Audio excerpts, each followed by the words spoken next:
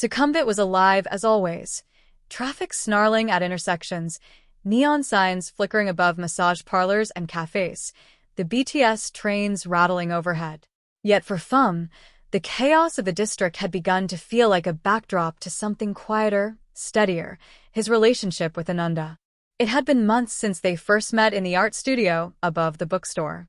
What had started as casual conversations after watercolor sessions had grown into something deeper, something that carried the weight of intimacy without pressure.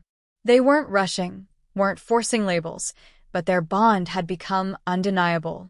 Phum found himself smiling more, laughing more. He no longer carried the same heaviness when he walked through Sukhumvit's crowded streets. The ache of rejection, the exhaustion of explaining himself over and over, had begun to fade. With Ananda, he didn't have to explain. He didn't have to defend. He was simply accepted. Their routines had become rituals. Tuesday evenings were still for art sessions, followed by walks through the sois. Saturdays meant coffee at their favorite cafe, tucked between a tailor shop and a bookstore. Sundays often brought long walks through Benjikiti Park, where they would sit by the lake, sketching or simply watching the city lights reflect on the water. But beyond the routines, there was something deeper: trust. One evening, as they sat together in Ananda's studio, surrounded by canvases and jars of brushes, Phum spoke quietly. "You know," he said, "I used to think love wasn't meant for me, that I was asking for too much, that I was incomplete." Ananda looked up from his sketchbook, his gaze steady. "You're not incomplete," he said firmly. "You're whole. And what we have, it's real. It doesn't matter what anyone else thinks."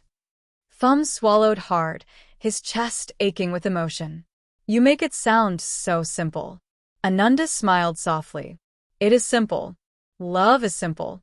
It's people who make it complicated." The words settled in Phum's chest like a bomb. For the first time, he believed them. Their relationship wasn't without challenges. There were moments of insecurity, moments when Phum worried that Ananda might change his mind, that he might one day decide it wasn't enough. But each time, Ananda reassured him with patience and honesty. "I know what I want," he would say. "And it's this. Us. Connection. Companionship. Love in our way." Phum began to realize that love didn't have to fit society's script. It didn't have to be defined by physical intimacy. It could be defined by trust, by care, by the quiet moments that carried the weight of meaning. Meanwhile, life in the condo continued. Nairan and Korn's relationship was blossoming slowly, their laughter filling the lobby, their companionship steady. Phum watched them with quiet joy, happy for his friend, but no longer feeling left behind. He had his own path, his own love, and it was enough. One night, as rain poured outside, Phum and Ananda sat together on the balcony of the studio, wrapped in a blanket. The sound of raindrops against the city was steady, soothing. Ananda leaned his head against Phum's shoulder. "This," he whispered, "is enough." Phum closed his eyes, letting the warmth of the moment wash over him. "It is," he agreed. The months that followed were filled with small milestones. They met each other's families, shared meals that stretched late into the night, introduced one another to friends who quickly saw the bond between them. There were awkward moments, of course, questions from relatives, puzzled looks from acquaintances, but Phum and Ananda faced them together, answering with quiet conviction. One afternoon, as they walked through Sukhumvit's crowded streets, Phum realized how much had changed.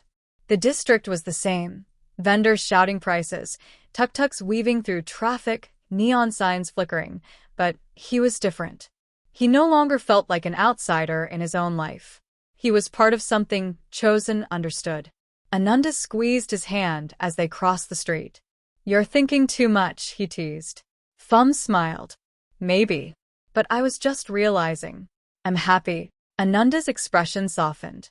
"Me too." They stopped at a stall selling mango sticky rice, sharing a plate as the city rushed around them. It was ordinary, almost mundane, but it carried the weight of everything they had built. Later that night, as they sat together in the studio, Ananda turned to Phum. "You know," he said, "I used to think I was broken, that I couldn't give people what they wanted. But now, I think I was just waiting for the right person. Someone who wanted the same things I did. Phum's throat tightened. And you found me. Ananda nodded.